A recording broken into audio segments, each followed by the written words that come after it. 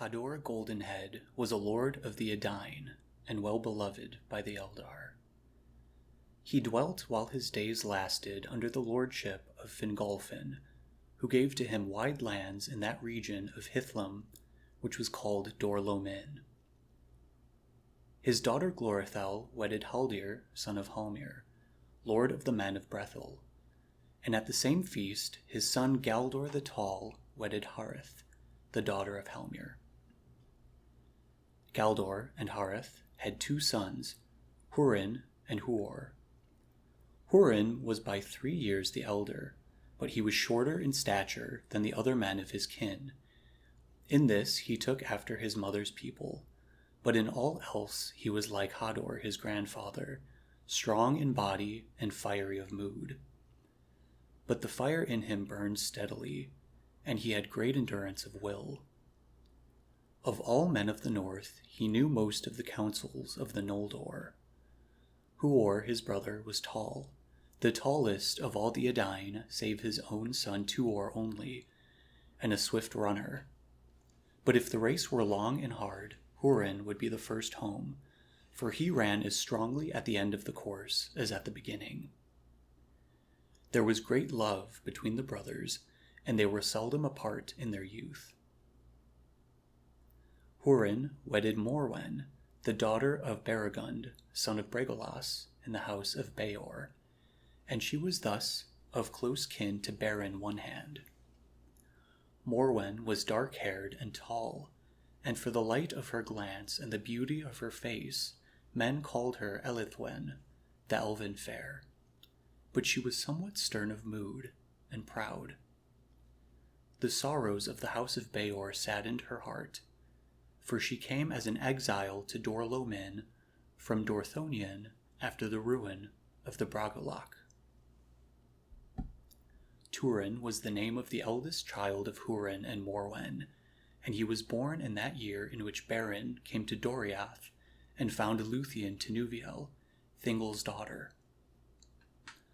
Morwen bore a daughter also to Hurin, and she was named Urwen, but she was called Leleith, which is laughter, by all that knew her in her short life. Huor wedded Rian, the cousin of Morwen. She was the daughter of Belegund, son of Bregolas. By hard fate was she born into such days, for she was gentle of heart and loved neither hunting nor war. Her love was given to trees and to the flowers of the wild, and she was a singer and a maker of songs. 2 months only had she been wedded to Huor, when he went with his brother to the Nerneith, Arnodiad, and she never saw him again. But now the tale returns to Hurin and Huor in the days of their youth. It is said that for a while the sons of Galdor dwelt in Brethil as foster sons of Haldir, their uncle, after the custom of northern men in those days. They often went to battle with the men of Brethil against the orcs, who now harried the northern borders of their land. For Hurin, though only 17 years of age, was strong, and Huor the younger was already as tall as most full-grown men of that people. On a time, Hurin and Huor went with a company of scouts, but they were ambushed by the orcs and scattered, and the brothers were pursued to the ford at Brithiach. There they would have been taken or slain, but for the power of Ulmo, that was still strong in the waters of Sirion. And it is said that a mist arose from the river and hid them from their enemies, and they escaped over the Brithiach to Dimbar.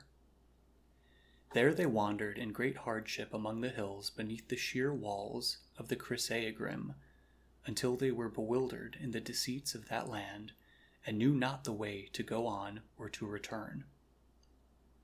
There Thorondor espied them, and he sent 2 of his eagles to their aid, and the eagles bore them up and brought them beyond the encircling mountains to the secret vale of Tumladen and the hidden city of Gondolin, which no man had yet seen. There Turgon the king received them well, when he learned of their kin.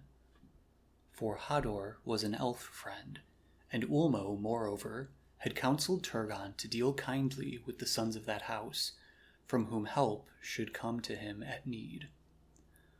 Hurin and Huor dwelt as guests in the king's house for well nigh a year, and it is said that in this time Hurin, whose mind was swift and eager, gained much lore of the elves, and learned also something of the counsels and purposes of the king. For Turgon took great liking to the sons of Galdor, and spoke much with them, and he wished indeed to keep them in Gondolin out of love, and not only for his law, that no stranger, be he elf or man, who found the way to the secret kingdom, or looked upon the city, should ever depart again, until the king should open the leaguer, and the hidden people should come forth. But Hurin and Huor desired to return to their own people, and share in the wars and griefs that now beset them. And Hurin said to Turgon, "Lord, we are but mortal men, and unlike the Eldar. They may endure for long years awaiting battle with their enemies in some far distant day, but for us the time is short, and our hope and strength soon wither. Moreover, we did not find the road to Gondolin, and indeed we do not know surely where this city stands, for we were brought in fear and wonder by the highways of the air, and in mercy our eyes were veiled." Then Turgon granted his prayer, and he said, "By the way that you came, you have leave to return, if Thorondor is willing. I grieve at this parting, yet in a little while, as the Eldar account it, we may meet again." But Maeglin, the king's sister son, who was mighty in Gondolin, grieved not at all at their going, though he begrudged them the favor of the king, for he had no love for any of the kindred of men. And he said to Hurin, "The king's grace is greater than you know, and some might wonder wherefore the strict law is abated for two knave children of men. It would be safer if they had no choice but to abide here as our servants to their life's end." "The king's grace is great indeed," answered Hurin, "but if our word is not enough, then we will swear oaths to you." And the brothers swore never to reveal the counsels of Turgon, and to keep secret all that they had seen in his realm. Then they took their leave, and the eagles coming bore them away by night, and set them down in Dor-lo-Min before the dawn. Their kinsfolk rejoiced to see them, for messengers from Brethil had reported that they were lost. But they would not tell even to their father where they had been, save that they were rescued in the wilderness by the eagles that brought them home. But Galdor said, "Did you then dwell a year in the wild? Or did the eagles house you in their eyries? But you found food and fine raiment, and return as young princes, not as waifs of the wood." "Be content, father," said Hurin, "that we have returned, for only under an oath of silence was this permitted. That oath is still on us." Then Galdor questioned them no more, but he and many others guessed at the truth. For both the oath of silence and the eagles pointed to Turgon, men thought. So the days passed, and the shadow of the fear of Morgoth lengthened. But in the 469th year after the return of the Noldor to Middle-earth, there was a stirring of hope among elves and men. For the rumor ran among them of the deeds of Beren and Luthien, and the putting to shame of Morgoth even upon his throne in Angband. And some said that Beren and Luthien yet lived, or had returned from the dead. In that year also the great councils of Maethros were almost complete, and with the reviving strength of the Eldar and the Edain, the advance of Morgoth was stayed, and the orcs were driven back from Beleriand. Then some began to speak of victories to come, and of redressing the battle of the Bragalak, where Maethros should lead forth the united hosts, and drive Morgoth underground, and seal the doors of Angband. But the wiser were uneasy still, fearing that Maethros, revealing his growing strength too soon, and that Morgoth would be given time enough to take counsel against him. Ever will some new evil be hatched in Angband beyond the guess of elves and men, they said. And in the autumn of that year, to point their words, there came an ill wind from the north under the leaden skies.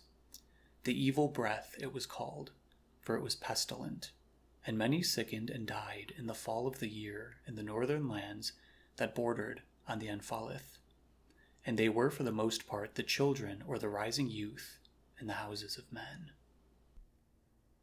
In that year Turin, son of Hurin, was yet only 5 years old, and Orwen his sister was 3 in the beginning of spring.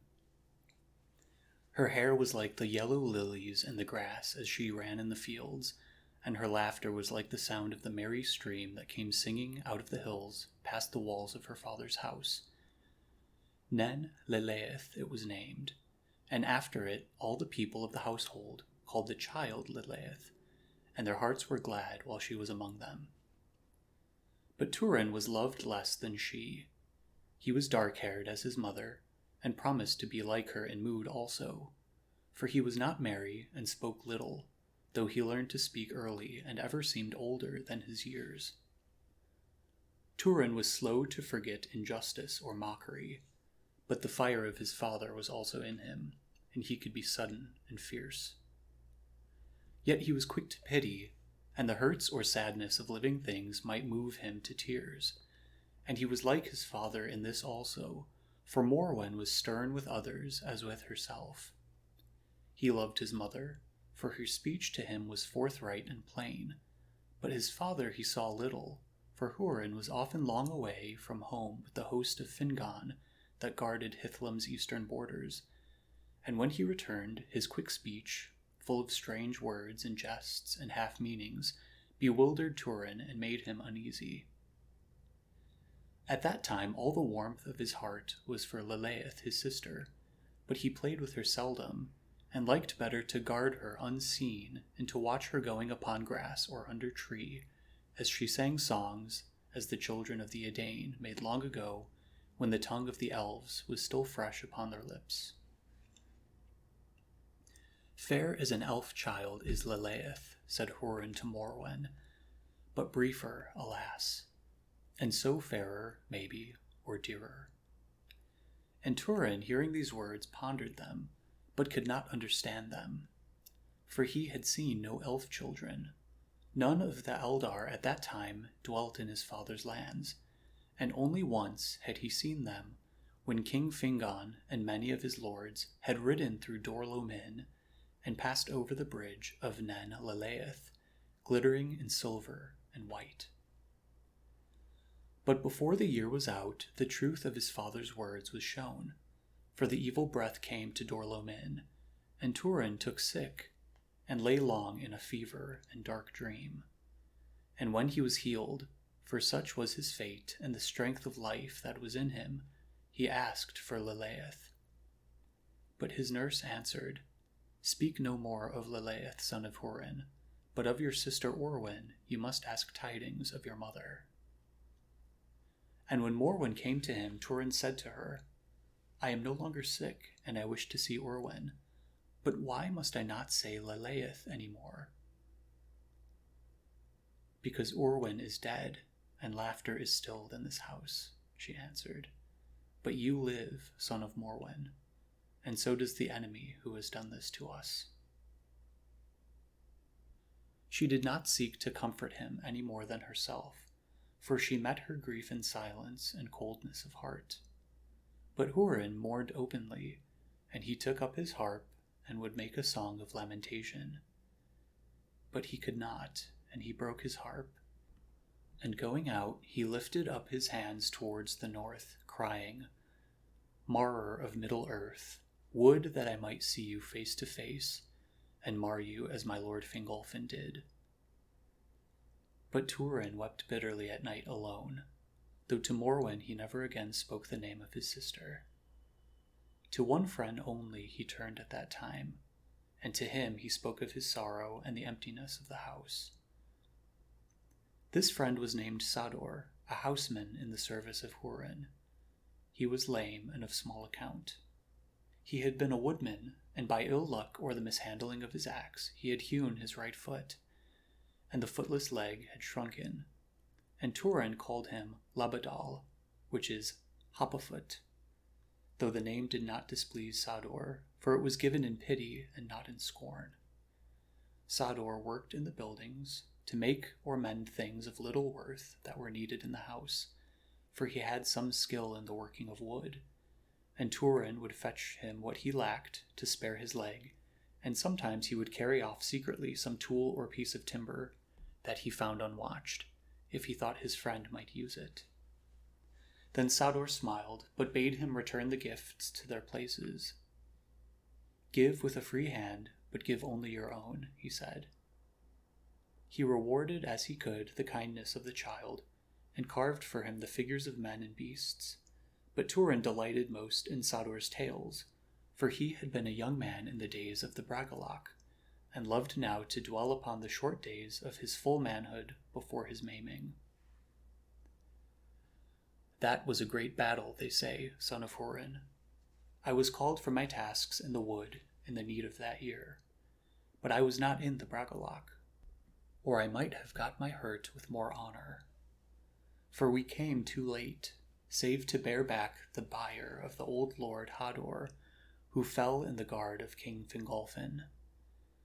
I went for a soldier after that, and I was in Aethel Syrian, the great fort of the elf kings, for many years, or so it seems now, and the dull years since have little to mark them.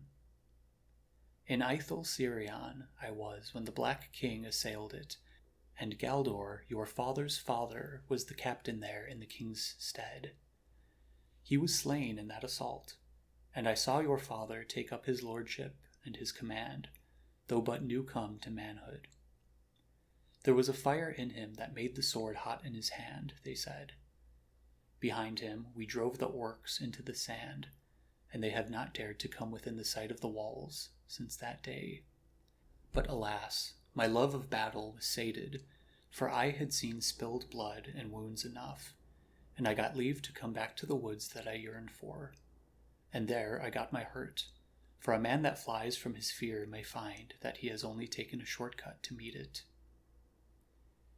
In this way Sador would speak to Turin as he grew older, and Turin began to ask many questions that Sador found hard to answer, thinking that others nearer akin should have had the teaching.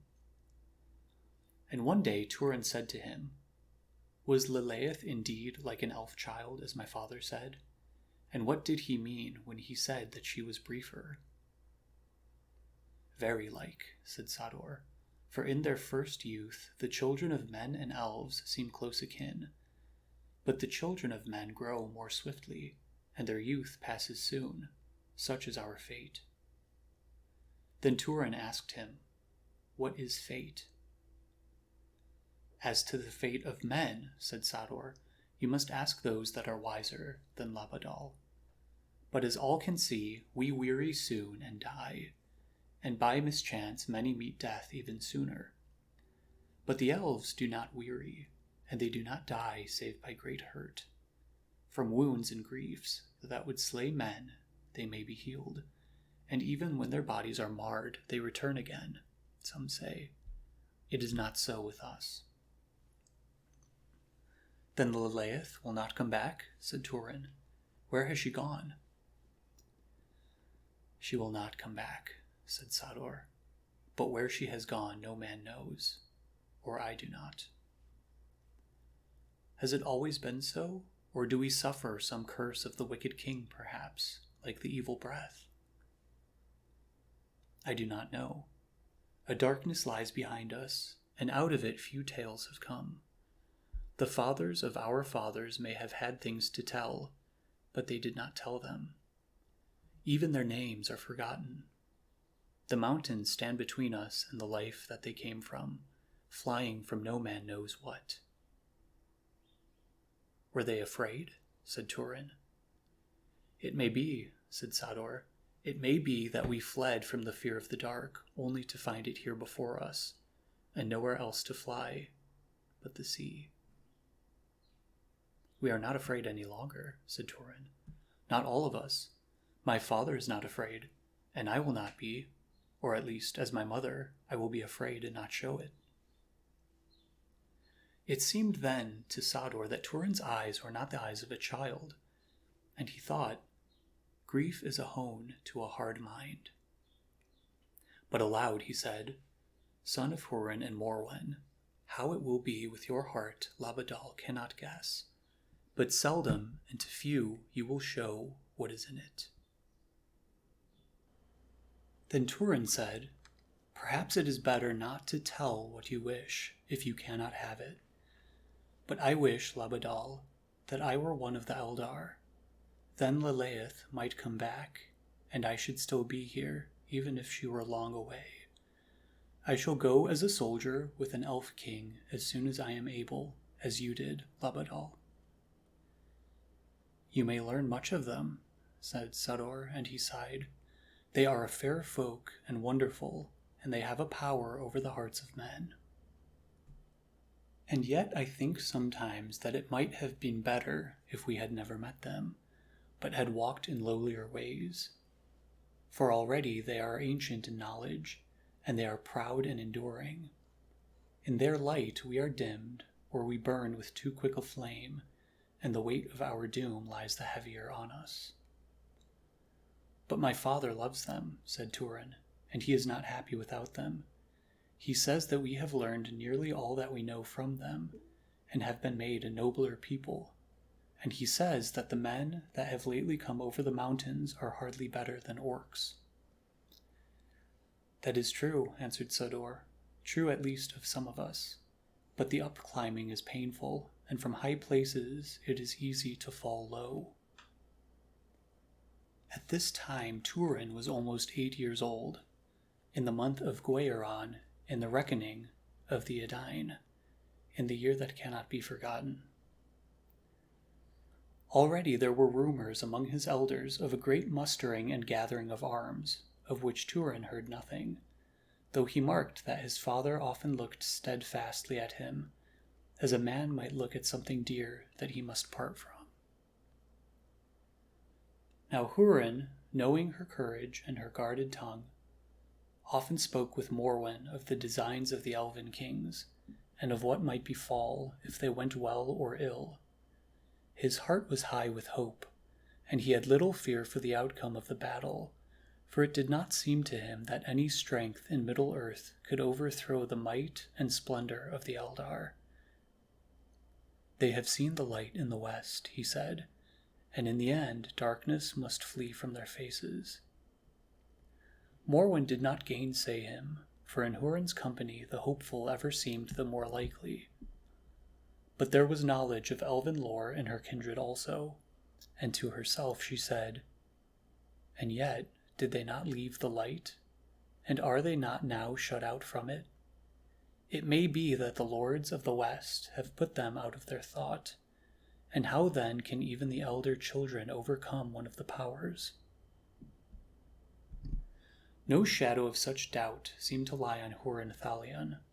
Yet one morning in the spring of that year he awoke heavy, as after unquiet sleep, and a cloud lay on his brightness that day, and in the evening he said suddenly, When I am summoned, Morwen Elithwen, I shall leave in your keeping the heir of the house of Hador. The lives of men are short, and in them there are many ill chances, even in time of peace. That has ever been so, she answered, but what lies under your words? Prudence, no doubt, said Hurin, yet he looked troubled. But one who looks forward must see this, that things will not remain as they were. This will be a great throw, and one side must fall lower than it now stands. If it be the elven kings that fall, then it must go evilly with the Edain, and we dwell nearest to the enemy. This land might pass into his dominion, but if things do go ill, I will not say to you, do not be afraid. For you fear what should be feared, and that only, and fear does not dismay you. But I say, do not wait. Go south as swiftly as you can. If I live, I shall follow, and I shall find you, though I have to search through all Beleriand. Beleriand is wide and houseless for exiles, said Morwen. Whither should I flee, with few or with many? Then Hurin thought for a while in silence. There is my mother's kin in Brethil, he said. That is some 30 leagues, as the eagle flies. If such an evil time should indeed come, what help would there be in men? Said Morwen. The house of Beor has fallen. If the great house of Hador falls, in what holes shall the little folk of Haleth creep? In such as they can find, said Hurin, but do not doubt their valor, though they are few and unlearned. Where else is hope? You do not speak of Gondolin, said Morwen. No, for that name has never passed my lips, said Hurin. Yet the word is true that you have heard. I have been there. But I tell you now truly, as I have told no other, and will not. I do not know where it stands. But you guess, and guess near, I think, said Morwen. It may be so, said Hurin, but unless Targon himself released me from my oath, I could not tell that guess, even to you, and therefore your search would be vain. But were I to speak, to my shame, you would at best but come at a shut gate, for unless Turgon comes out to war, and of that no word has been heard, and it is not hoped, no one will come in. Then if your kin are not hopeful, and your friends deny you, said Morwen, I must take counsel for myself, and to me now comes the thought of Doriath. Ever your aim is high, said Hurin. Over high, you would say, said Morwen. But last of all defenses will the girdle of Melian be broken, I think, and the house of Beor will not be despised in Doriath. Am I not now kin of the king? For Beren, son of Barahir, was grandson of Bregor, as was my father also. My heart does not lean to Thingol, said Hurin. No help will come from him to King Fingon, and I know not what shadow falls on my spirit when Doriath is named. At the name of Brethil my heart also is darkened, said Morwen. Then suddenly Hurin laughed, and he said, Here we sit debating things beyond our reach, and shadows that come out of dream. Things will not go so ill, but if they do, then to your courage and counsel all is committed. Do then what your heart bids you, but do it swiftly. And if we gain our ends, then the elven kings are resolved to restore all the fiefs of Beor's house to his heir, and that is you, Morwen, daughter of Baragund. Wide lordships we should then wield, and a high inheritance come to our son. Without the malice in the north, he should come to great wealth, and be a king among men. Hurin Thalion, said Morwen, this I judge truer to say, that you look high, but I fear to fall low. That, at the worst, you need not fear, said Hurin. That night Turin half woke, and it seemed to him that his father and mother stood beside his bed, and looked down on him in the light of the candles that they held, but he could not see their faces.